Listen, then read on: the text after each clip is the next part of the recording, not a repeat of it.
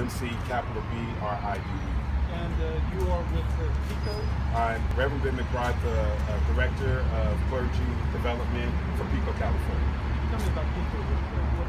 So PICO, California is a collective of organizations across the state representing close to 480,000 families across the state that are all working around organizing in their communities a grassroots movement to be able to build power to move on racial justice issues.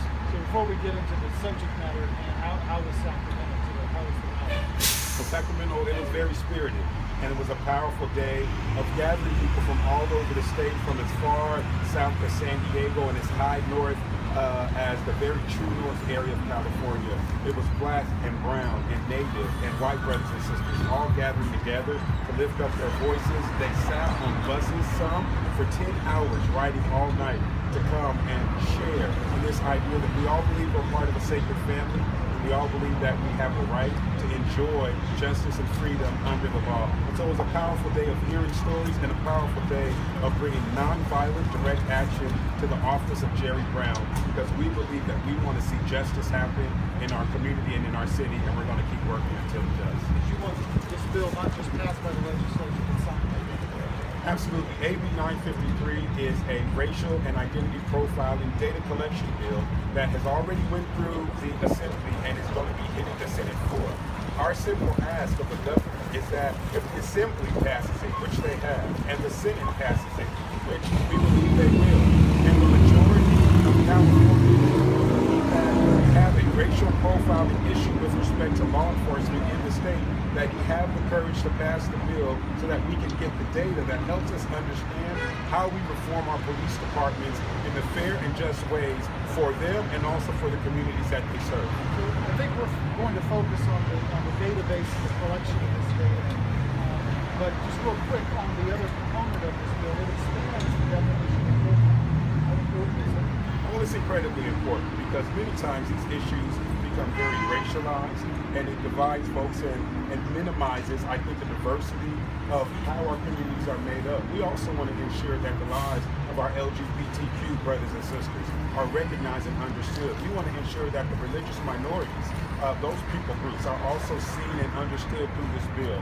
And so we want this to be expanded because we recognize that our world is not as simple as it was. It's not as binary as it was 50 to 60 years ago. So we must create a system that actually reflects the diversity, the beautiful diversity of our state in ways that serves everyone with justice. So some departments, major departments, Oakland, San Francisco, San Jose, I believe Los Angeles, they collect racial profiling data in traffic stops. What's wrong with what is happening now?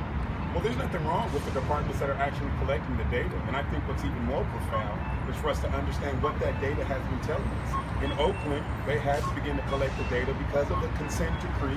And what that data showed us was that they were still stopping disproportionately black and brown citizens here in the city of Oakland in ways that were not founded. There was no crime that would be found, and so people were being stopped and suspicion was being determined in ways that are unjust.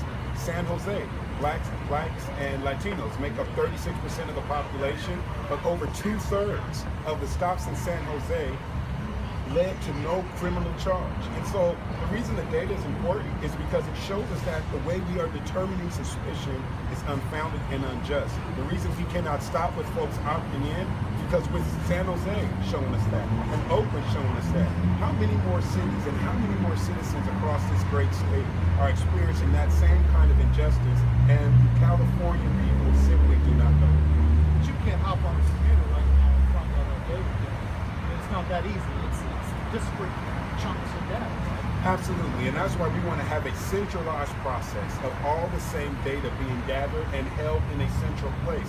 One of the other things that's going to be important is there is an advisory board that will involve community individuals and citizens that will sit on that to actually look at the data. So this won't be data that's hidden somewhere out of the view of the public eye, but it's going to provide provide some transparency and some opportunities for both law enforcement and community members to begin to analyze the data and think about how do we need to reform our departments, and what we're trying to catch are rogue police officers. We don't believe all police officers are bad, and so when people try to ascribe that kind of rhetoric to the work that PICO California has been doing, or the kind of rhetoric to the work that Black Lives Matter is doing, it's irresponsible. What we are calling for is fair and just policing. And we want to have the data that reveals rogue policing, so that if we're able to study the trends of individuals who are stopping, searching, interrogating, seizing property of individuals who have committed no crime, we need a data trail that helps us recognize who they are, so we can identify if they need more training. Do we need to systemically reform the unit that they're in, or the part of the department that they're in, or do these officers need to be fired? You think there will be resistance from the governor's office? Actually, you think there'll be more than resistance? He's concerned that the governor won't sign this bill? Well, we've heard, some interesting statements that have come out of the governor's office that have alluded to the idea that he is not in favor of localizing this kind of activity in cities. Yet, we have seen him do the same thing with the challenge of water in the state of California. He saw that as a state of emergency, as do we all. And so he passed some legislation to ensure that there would be things happening in local cities to ensure that we all have water. We say in the Black and brown community that we have a state of emergency.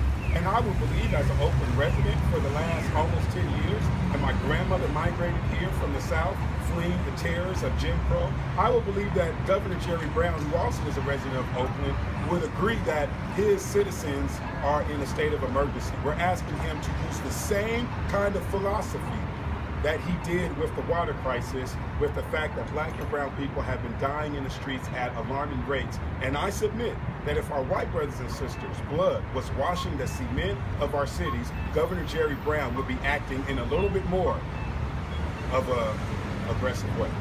So you said that Oakland had this data, showed a high level of racial profiling here in the city. Anything concrete come from that data and analysis of that data? Have you seen a solution applied? Absolutely. From that data, it helped us to recognize the changes that we needed to make within the city.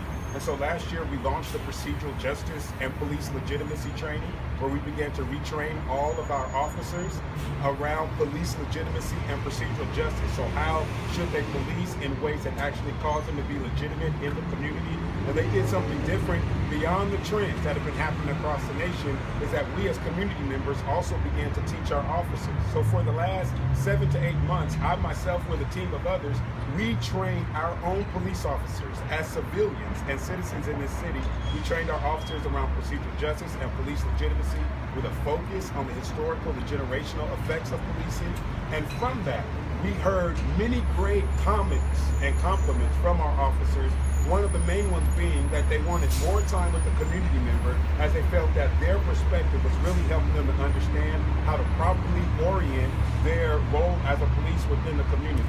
So us understanding that we had racial profiling issues helped us to define the kind of training that now is being studied as the model from Washington, D.C.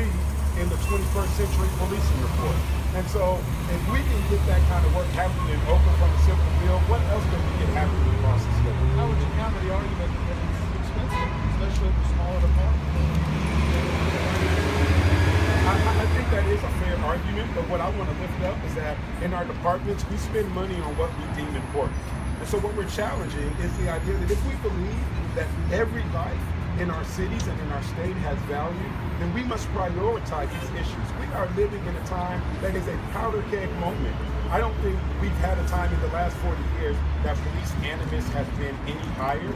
I think we're dealing in a season where distrust between the community and the police both ways is at increasingly high levels. And so I think we need to prioritize this, recognizing that we've got to move some steps forward so that we land into the place of reconciliation. I'm a student of Dr. King's model of social change, and we engage in protest. We engage in direct action so that we can get new policies and legislation. But the goal of that is for everyone to be reconciled. And we want safe communities where our children can walk around and have the opportunity to live free. I think we've covered everything. Let me just check the number here. One question, I don't know if we'll know the answer to this, but often the California councils legislation that leads the curve in abortion? Is any other state done this that you're aware of, or mandating local cities to do this stuff? There are states that have already done this. Texas is a state that mandates the data collection, and I would hate for us to be in a position where we're letting Texas beat us in the nation. We are the golden state, and as it has been said, as goes California, so goes the nation. We've led in areas around passing Prop 47 just in the fall. We've led in many other areas with the implementation of ceasefire strategies here in Oakland. That led to a near 30% reduction in homicides the first year, almost 30% in Stockton, 65% in Richmond. This is the work that all of us have been doing, not walking in communities, moving into neighborhoods that were at very high percentages of gun violence. So California can do this. Texas has already done it. We need to hurry up and get in line. I think we got it. All right. I'm a Texan. I thought that was going to go sour.